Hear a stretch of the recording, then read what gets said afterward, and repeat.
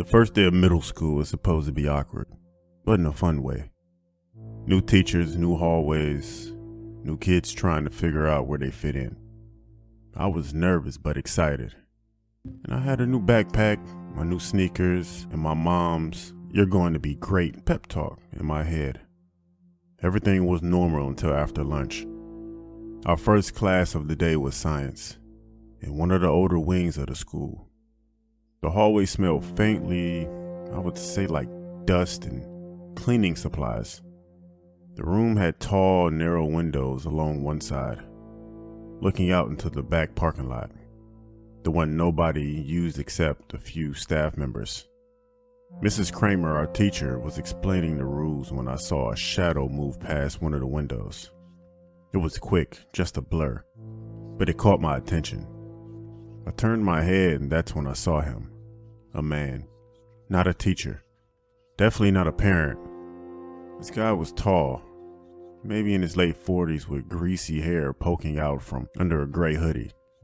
His hands were buried deep in his pockets and he was just standing there, looking right at me, so I froze. When our eyes met, he smiled, slow and deliberately. Mrs. Kramer must have noticed my expression because she paused mid-sentence and glanced toward the window. She didn't react, but she walked over and tugged the blinds down halfway. I thought that was the end of that. About 10 minutes later, we all heard it, a faint scraping noise, like nails dragging across a chalkboard, but muffled. My stomach twisted because I knew exactly where it was coming from, the window.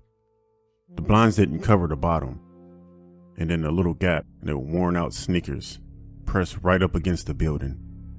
The scraping got louder, then stopped. Mrs. Kramer told us all to stay in our seats. She stepped into the hallway. I could hear her talking quickly, her voice shaking just slightly. A few minutes later, the principal came in, and he told us everything was fine, but we needed to stay in the room until the end of the day. When the final bell rang, we were escorted out the front door. I didn't see the man again.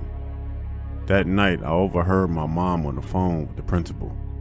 The custodian had seen the same man wandering around the playground before school started. No one knew him. He wasn't a parent, and he left before the police arrived. The worst part, that parking lot was fenced in.